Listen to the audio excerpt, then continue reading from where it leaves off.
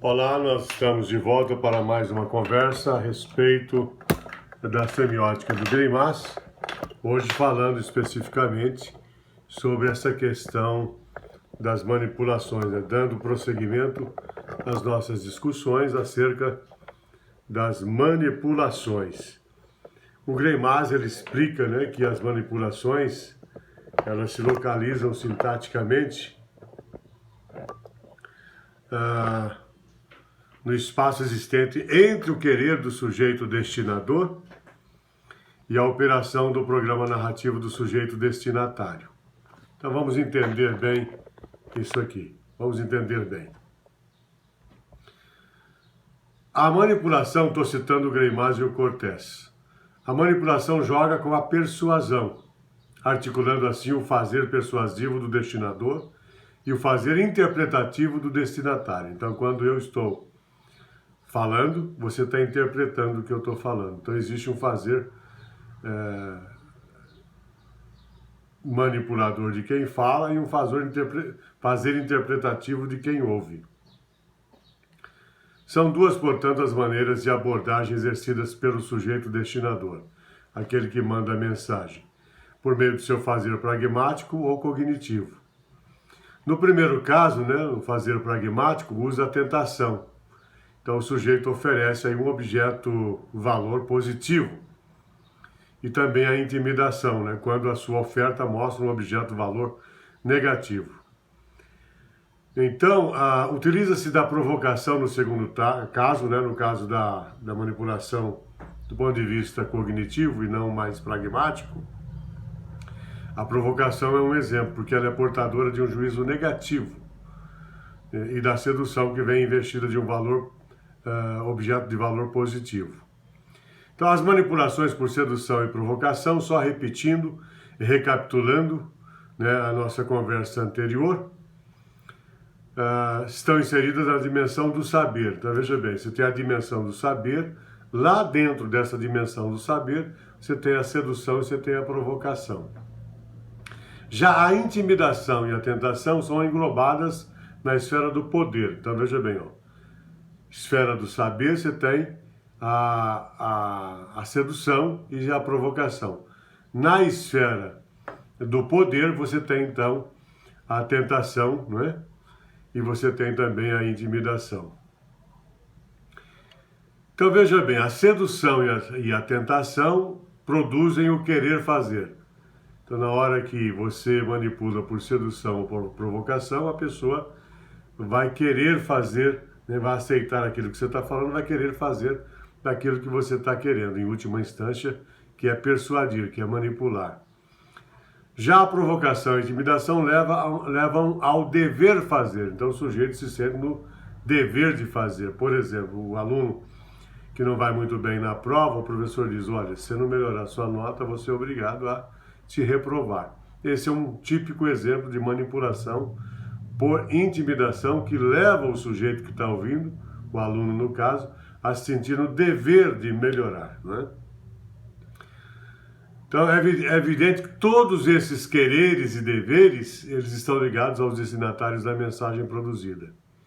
Essas manipulações de múltiplas funções foram estudadas por Nícia Ribas Dávila. Olha o que a Dávila fala num dos seus livros.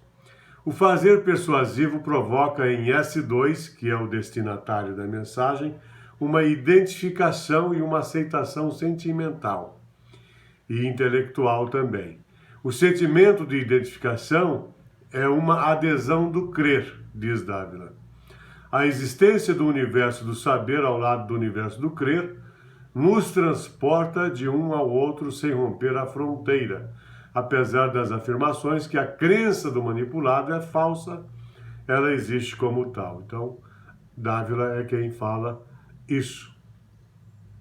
Lembrando que sobre o saber e o crer, como o único universo fiduciário, o Greimas escreveu a respeito disso em El Sentido dos, ou sobre o sentido 2, um livro que eu tenho em espanhol, mas existe em francês original, existe publicação também em português.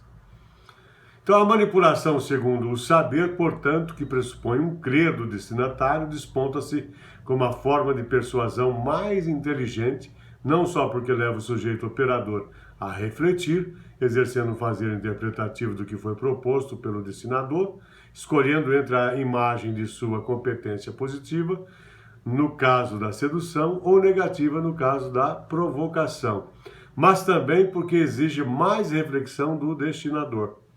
Quer dizer, o sujeito, na hora de elaborar a mensagem persuasiva, ele tem que pensar mais. Então, no caso da manipulação segundo o fazer, o sujeito manipulado é levado a operar um programa narrativo designado pelo destinador, mediante opção por dois objetos valor, positivo, no caso da tentação, e negativo, no caso da intimidação. As armas utilizadas pelo destinador, neste caso, são um objeto material ou uma ameaça, por exemplo. Lembrando que essas informações com base científica são tiradas da minha tese de doutorado, defendida em 2002, o percurso do actante sujeito John the God-Man. Fiz a análise em cima de um texto único do John Lennon chamado God, Deus.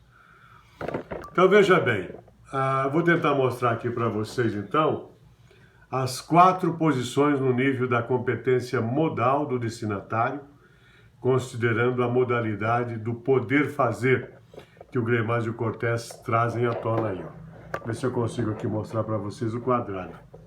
Esse é o quadrado, olha aí. Então você tem os eixos contrários, poder fazer, que é a liberdade, o eixo contrário é o poder não fazer, que é a independência. Eixo contraditório, não poder não fazer, que é a obediência, e o não poder fazer, que é a impotência. Então veja bem, continuando aqui, o que se pode dizer aqui ainda, né? Para nós encerrarmos esse assunto de hoje. A partir desses lexemas que você viu aqui, a questão da liberdade e independência, a obediência e impotência, onde é que nós vamos chegar? Greimas sugere que em nosso universo sociocultural há subcódigos de honra postos em jogo pela manipulação em relação ao sujeito destinatário. Códigos da soberania, é um deles que o Greimas menciona. Liberdade mais a independência, que é da submissão. Obediência mais a impotência. Desta forma, o programa operado pelo sujeito manipulado torna-se apenas um programa de uso. O que é um programa de uso? É um programa menor dentro de uma narrativa. Ele gira em torno de um programa maior, com vários rios que vão convergir depois para o mar. Seria o programa de base. Desta forma, o programa operado pelo sujeito manipulado torna-se apenas um programa de uso, porque o seu programa de base será a sua conjunção com a honra, no caso do saber, ou com um dado objeto-valor concedido pelo destinador, tratando-se do poder. Então, esse esquema manipulatório é aplicado em todos os discursos, para vocês terem uma ideia. Todos. Há discursos que apresentam a intimidação, outros apresentam a provocação, outros a sedução e outros ainda a tentação. E há aqueles discursos que apresentam as 4 manipulações que disputam entre si um jogo de poder, em que uma acaba se sobressaindo em relação à outra. Cabe a nós, analistas, descobrirmos quais são as principais manipulações dentro dessa narrativa, ou das narrativas. Então, no discurso musicalizado, por exemplo, a provocação e a sedução são as manipulações mais evidentes, mas esse é um assunto para o nosso próprio e próximo bate-papo, quando vamos falar sobre a semiótica aplicada ao texto musicalizado, à música. Grande abraço, espero que você tenha gostado e a gente se vê por aí.